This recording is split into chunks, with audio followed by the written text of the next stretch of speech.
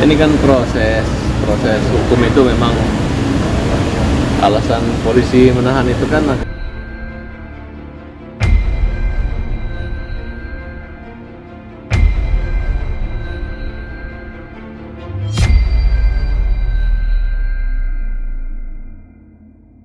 proses hukum itu memang alasan polisi menahan itu kan agar satu tidak menghilangkan barang bukti, kedua tidak menghambat proses dan tidak melarikan diri. Nah jadi ya mau diomongin apa lagi kan memang begitu. Kita ikuti proses.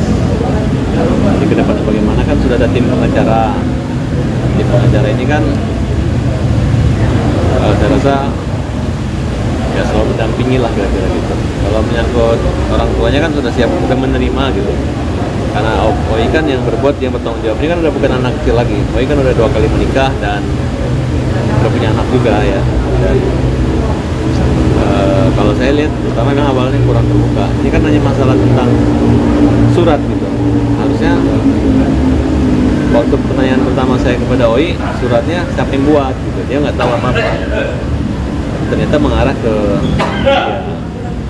tapi kan ada orang yang di belakang ini yang mengambil manfaat daripada surat-surat ini. Di antaranya adalah Agustin dan Karnu yang melaporkan.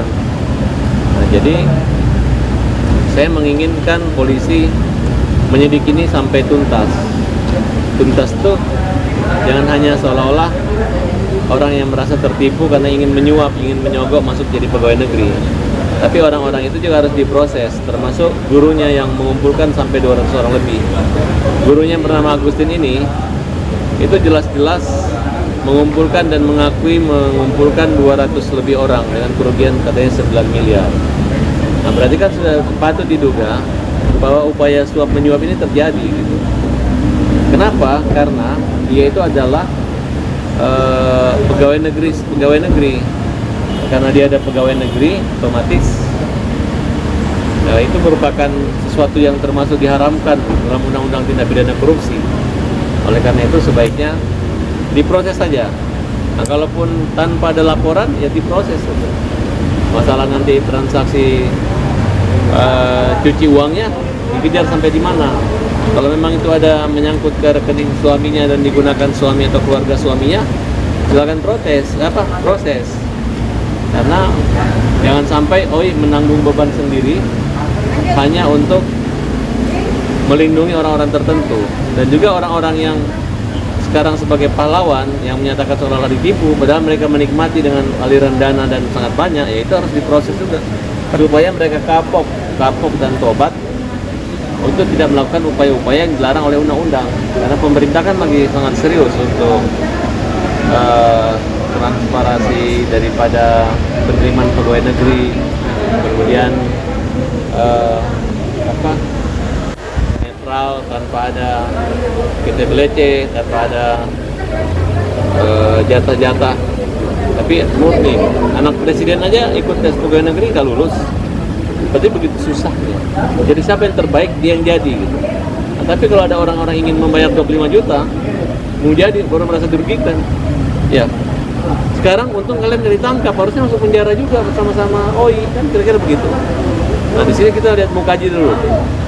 Kalau dorongan kita kepada pihak penyidik hanya mereka kena 263 dan 378 dan 372, berarti kan jangan sampai penyidikan ini tidak maksimal. Jangan sampai penyidikan ini